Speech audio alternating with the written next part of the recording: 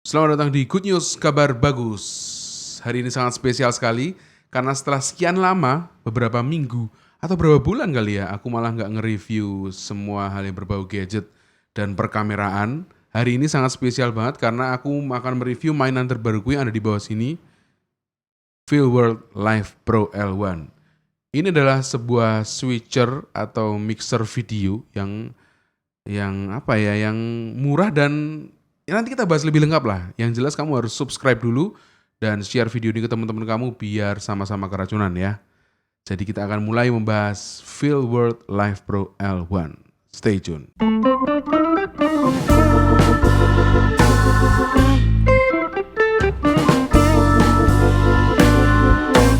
Oke, disclaimer sebelumnya kalau video ini semua akan aku rekam di dua media. Aku udah rekam di Atomos Shogun dan juga yang kedua ini melalui kabel USB 3 aku akan rekam semua video ini ke laptopku via QuickTime. Karena dari perbandingan kemarin aku udah cobain via OBS sama via QuickTime itu lebih bagus via QuickTime karena dia bisa Apple ProRes 422. Oke, apa sih Feelworld Live Pro L1 ini? Ini adalah sebuah video mixer yang sekaligus dia punya scaler.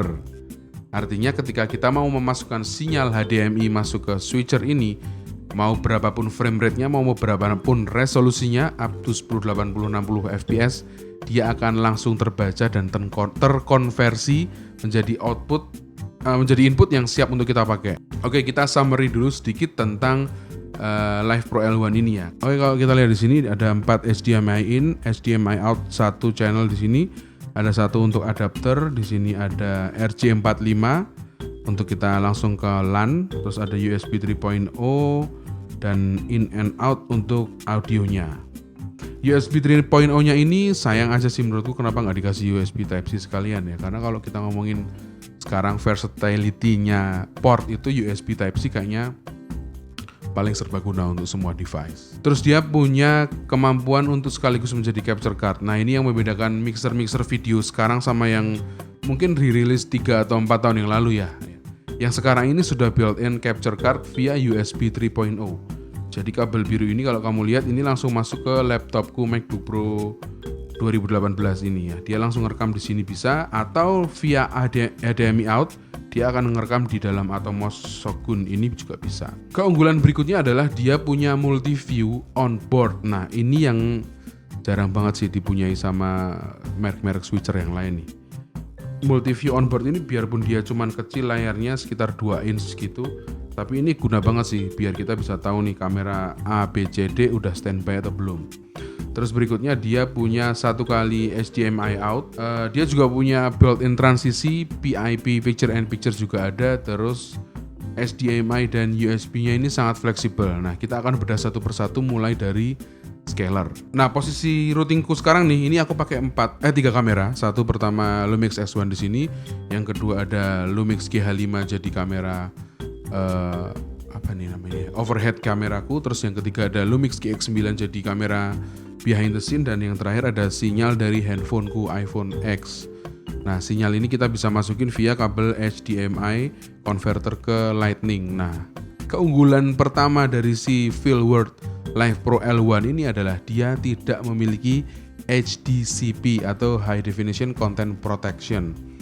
Di beberapa capture card dia punya HDCP, jadi kita tidak diperbolehkan untuk memasukkan sinyal dari laptop atau dari handphone. Ya, sebenarnya tujuannya untuk mengantisipasi bahwa kita bisa melakukan pencurian atau pembajakan konten di kayak Netflix, YouTube, dan segala macamnya platform video itu tadi ya. Kayak tadi aku udah pertama bilang, kalau dia punya scaler, jadi hampir semua source HDMI dia doyan, dari laptop, dari handphone, dari kamera, dari pakai wireless kayak gini, terus kita mau pakai game konsol mungkin juga bisa. Terus pokoknya selama dia maksimal resolusi yang dia bisa cerna itu adalah 1080 dengan frame rate maksimal 60 fps. Ini adalah kalau di zaman dulu mungkin kalau kita mau pakai video mixer atau video switcher itu harus sama dulu inputnya semua. Jadi nggak bisa yang beda-beda frame rate atau beda-beda resolusi. Tapi kalau di sini tuh semua mau-mau aja. Yang berikutnya dia ada audio in and out. Nah, sayangnya ini kalau kalian lihat nanti akan aku tambahin B-roll di sini. Audio in and out ini sayangnya dia tidak punya fitur delay, jadi agak nggak guna sih, karena semua HDMI itu pasti delay gambarnya. Sedangkan kalau kita mau nge-sync audio dan videonya, itu si audio itu harus dimundurin sekian second atau sekian milisecond biar dia bisa jadi sync video dan audionya. Jadi fitur ini menarik sih, tapi nggak banyak digunain. Berikutnya, karena dia bisa jadi capture card, jadi kita nggak perlu beli capture card lagi untuk misalnya menggunakan semua input kamera ini untuk jadi webcam, untuk kita Zoom meeting atau kita untuk streaming dimasukin ke software OBS, terus apa lagi ya software ya selain OBS itu ada XSplit misalnya, teman-teman juga pakai streaming seperti itu. Ke Wirecast juga bisa, terus yang jelas sih dia akan langsung terbaca sebagai webcam. Nah, ini plug and play. Pakai USB ini plug and play, tanpa kamu harus install, dia langsung terbaca sebagai USB Evercam kalau di dalam pemilihan source kamera di laptop ya. Berikutnya T-bar. Tentang T-bar ini menurutku jadi unique selling point sih, karena ini mantep banget kalau teman-teman mau main transisi gitu di Solve gitu-gitu. Dia bisa kita kontrol speednya tuh dari si T-bar ini ya. Cuman memang ini agak membingungkan sih pada awalnya, karena posisi penempatan dari tombol-tombol ini 1, 2, 3, 4 ini dia itu nggak berjejer gitu, tapi 1, 2, 3, dan 4 ini di sini. Jadi kanan kiri gini agak bingung, karena kadang-kadang kita T-barnya di sini, kita mau lempar itu ke sini, tapi sebenarnya dia ada di sini nih programnya nih nanti nih gitu. Sebenarnya bukan masalah sih kalau kamu udah hafal sama konfigurasinya, cuman nggak ada salahnya untuk aku sebutin. Oke, berikutnya kita ke salah satu fitur andalan dari si Live Pro L1 ini. Dia adalah multi-view, built-in multi-view. Jadi kalau kamu lihat di sini ada layar kecil ukurannya 2 inch gitu. Ini adalah multi-view-nya. Jadi enaknya dia karena penempatan tombol switch-nya tuh kanan kiri gini. Jadi semua yang tampil di sini itu udah sesuai dengan tempat penempatan tombol gini, 1, 2, 3, 4 ini. Ini ada di sini. Nah, biasanya switcher-switcher yang harganya di bawah 10 juta atau di bawah 20 juta itu hampir mustahil sih dia punya built-in screen untuk kita multi-view. Meskipun sangat kecil, tapi sebenarnya multi-view ini sangat berguna ketika kita ada di posisi di mana si kamera itu harus kita tahu dulu bahwa dia siap untuk kita masukin program, baru kita switch ke kamera tersebut gitu. Jadi misalnya aku mau switch ke kamera nomor 3, aku harus tahu dulu nih di sini nih dia ready atau belum nih. Nah, kalau aku ready baru aku switch ke nomor 3 misalnya gitu. Nah, ini guna banget buat kamu yang main multicam streaming yang kameranya tuh dioperate gitu. Jadi nggak cuma di tripod doang gitu. Jadi kita harus tahu kapan sih program itu ready. Terus berikutnya, kalau kamu nggak cukup puas dengan multi-view yang kecil ini, kamu bisa ngeset output HDMI atau output USB-nya itu menjadi multi-view. Caranya adalah kayak gini nih. Jadi kalau di posisi standby kayak gini, karena ini Atomos ini merekam dari HDMI out, ketika aku klik ini nih, tombol ini nih, push di sini, dia otomatis akan mengganti si outputnya HDMI itu menjadi multi-view. Sedangkan output yang sekarang aku pakai di laptop dari USB 3 ini tetap sebagai program. Aku kembaliin dia jadi program. Sebenarnya bisa juga kalau kamu mau menjadikan keduanya itu program atau multi-view. Pokoknya semua ini bisa di set ini multi-view, ini program, ini multi-view, atau ini program-program atau multi-view. Di HDMI kita klik, nah ini ada pilihannya program, preview ya kan, kita balikin lagi karena tadi udah ada shortcutnya di awal. Terus di USB ini sekarang aku switch ke posisi input dari USB, aku akan switch ke preview. Nah, USB-nya jadi preview, HDMI-nya jadi program, atau dijadikan program, dua-duanya program. Ini juga bisa. Nah, ini fleksibel banget ketika kita butuh HDMI out lebih dari satu. Baik itu mau semua program atau semua multiview atau satu program satu multiview. Ada satu poin sih tentang multiview ini yang agak mengganggu buat aku ya. Ini misalnya aku akan ganti program ini ke multiview. Sayangnya nih multiviewnya nih nggak, aspek rasionya nggak bener nih gitu, jadi agak distort gitu. Dia nggak membuat aspek rasio dari si multiview ini benar-benar jadi sesuai dengan input outputnya gitu. Tapi nggak masalah sih karena ini udah udah bonus yang luar biasa banget sih ini buat aku ya, punya multiview dan punya program yang bisa di switch ini. Nah sekarang ini aku akan coba untuk playback dari iPhone menjadi input HDMI di switcher ini di channel 4. Ini aku akan coba untuk play dari YouTube filenya.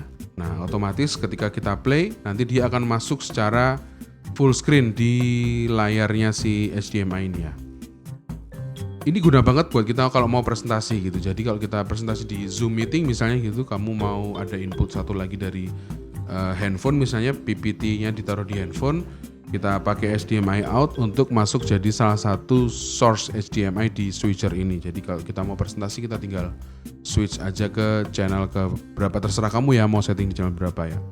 Kayak gitu sih. Ini enaknya karena dia nggak punya HDCP, jadi kita bisa dari laptop atau dari handphone tuh aman semua ya. Berikutnya adalah fitur picture in picture. Kita akan coba cek menunya karena menunya lumayan komplit sih picture in picture-nya. Cuman sayangnya agak lumayan masuk ya di sini ya. Kalau kalian lihat di sini ada tombol yang switch di sini, FX. Tombol pertama diklik dia akan nyala untuk mix. Ini untuk beberapa pilihan transisi. Berikutnya adalah pilihan mode transisinya. Nah ini kalau kamu mau pakai apa tadi namanya pakai T-bar, kita bisa pilih di sini ada pilihannya fast, ada pilihannya T-bar. Nah ketika aku pakai T-bar, misalnya ini aku akan pakai di channel 2 untuk dari kamera atas. Ketika aku pindah ke kamera 1, dia akan preview, standby, lalu aku akan geser pelan-pelan si T-barnya ini dan dia jadi dissolve. Fitur yang basic tapi apa ya, kalau menurutku dia bisa sangat membantu buat teman-teman yang mau main transisi halus-halus gini sih kalau kita mau main streaming. Oke, kita akan coba untuk pakai beberapa transisi yang sudah ada di sini ya. Termasuk yang tadi kita dissolve, sekarang ada yang transisi yang seperti ini. Ini jarang dipakai sih, cuman ya mungkin beberapa kesempatan kamu akan butuh. Terus yang seperti ini juga ada. Nah, terus macam-macam sih, ada yang dari atas ke bawah, dari corner, ya kan?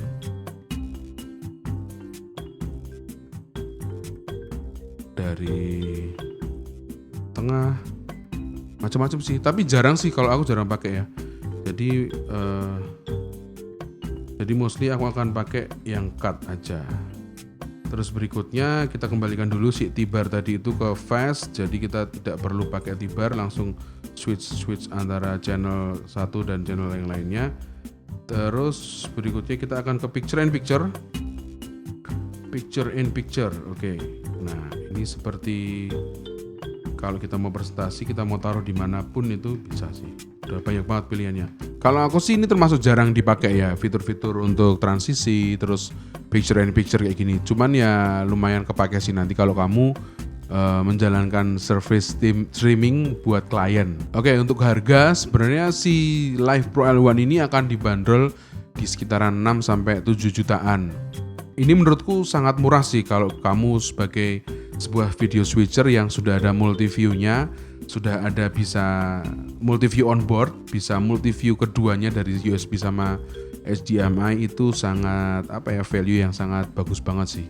Bahkan kalau untuk harga dia kan kayak ATM mini biasa, tapi kemampuannya dia bakal lebih bisa hampir kalau aku bilang sih ada plus minusnya dibanding ATM mini Pro, tapi kalau untuk penggunaanku ini akan sangat jauh value-nya di atas ATM mini Pro. Karena itu tadi ya poin-poin untuk kelebihan utamanya, dia adalah punya scaler di semua channelnya, dia punya multiview on board, dia punya T-bar, basic T-bar di sini. Terus multiview ini bisa kedua-duanya USB atau HDMI, terus bisa terbaca langsung sebagai webcam, plug and play. Desainnya juga compact, kecil gini. Terus kalau menurutku sih dari semua fiturnya ini yang paling membantu si multiview-nya ini sih. Tapi dia juga punya beberapa kekurangan. Salah satunya adalah untuk menu ini sepertinya dia belum lengkap karena mungkin firmware-nya baru yang pertama ya. Nih aku tunjukin ini. Misalnya aku masuk ke switch efek di sini, dia pertama akan ke mix, kedua mode, ketiga PIP, yang terakhir ini ada efek nih harusnya nih. Efek. Nah, ketika diklik efek tuh nggak ada pilihan apa lagi, itu langsung balik ke switch multi view biasa nih. Ini kan tadi transisi, ini mode, ini PIP. Aku klik sekali lagi itu nggak ada. Sedangkan di sini itu tombol volume ini juga kurang fungsional sih. Ini kan sebenarnya volume untuk headphone jack di sini kan. Ini agak kurang fungsional gitu. Sayang aja ini ada tombol di sini nih.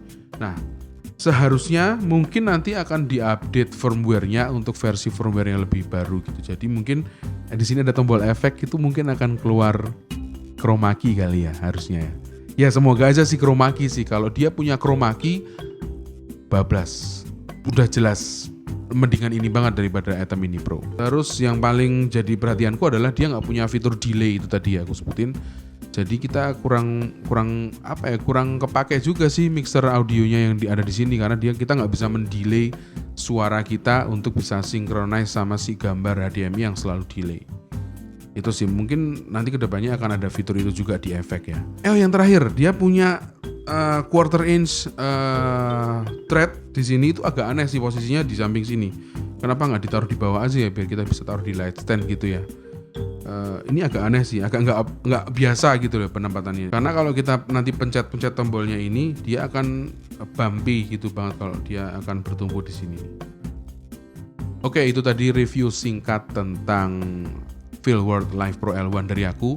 Silahkan ditulis kolom komentar kalau kalian tertarik untuk beli ini, atau kalian punya opini sendiri tentang Live Pro L1 ini sebagai video switcher yang sangat komplit.